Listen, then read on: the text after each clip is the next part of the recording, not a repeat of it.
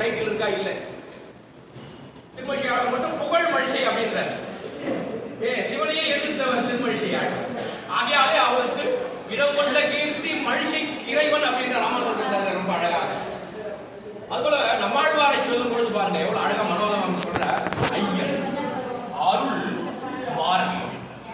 ஐயனா என்ன தகப்பன்னு பேரு, தலைவன் பேரு. நம்ம ஆழ்வார்களுக்கு போல தளபதி நம்ம ஆழ்வார் தான். ஆகையினாலே கொங்கு நாட்டுல போய் பார்த்தீங்கன்னா தகப்பன் சில பேர் அப்பான்னு கூப்பிடுவாங்க. இப்பதான் நமக்கு எங்க மெட்ரிகுலேஷன் இங்கிலீஷ் வந்து எல்லாம் டாடி டாடின்னு ஆச்சு. அது டாடி டாடி எல்லாம் தாடி தாடியா தெரியல. ஆனா அழகான தமிழ் மொழியில அப்பா என்று அழகாக இருக்கிறது. ஒரு இடத்துல ஒவ்வொருத்தரோட சில இடத்துல பாஷை வேறு நைனான்னு சொல்லுவாங்க. ஆனா கொங்கு பாஷையில் போய் பார்த்தீங்கன்னா தகப்பன் என்ன கூப்பிடுவாங்கன்னா ஐயன். அதுபோல நம்முடைய ஆழ்வார்களுக்கு தலைவனாக திகழ்பவர் ஐயன் யாரு? நம்ம ஆழ்வார். ஆகையால தான் சுவாமி மணாளமாமணிகள் ஐயன் அருள் மாறன் அப்படின்ற. மாறன் உலக இயல்புகளுக்கு மாறுபட்டு எழுந்தவன் மாறன்.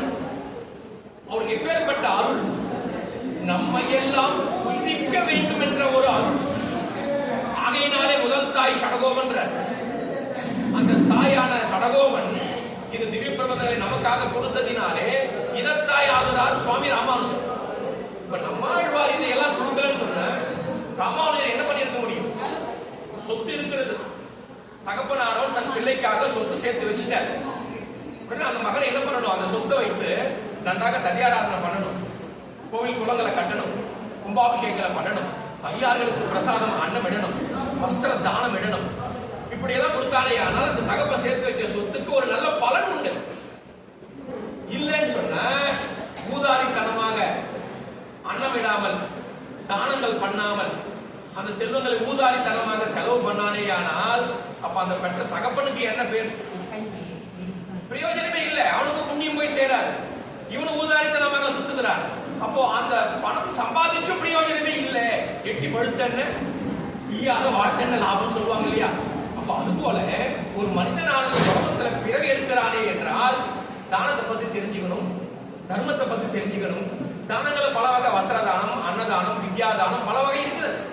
இதை தெரிந்து கொண்டு மறுபிறவி இல்லாத மார்க்கத்தை அடைய எத்தனிக்கணும் சொல்றவர் யாரு? சுவாமி நம்மாழ்வார்.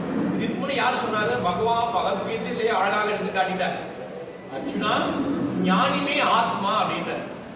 நாய் மாமிசம் தின்னும் புலையனே ஆனாலும் என் பக்தன் சிரேஷ்டன் அர்ஜுனா அப்படின்னு. நாய் மாமிசம் தின்னக்கூடிய புலையன் 5ஆம் வர்ணத்துல பிறக்கிறார்கள்.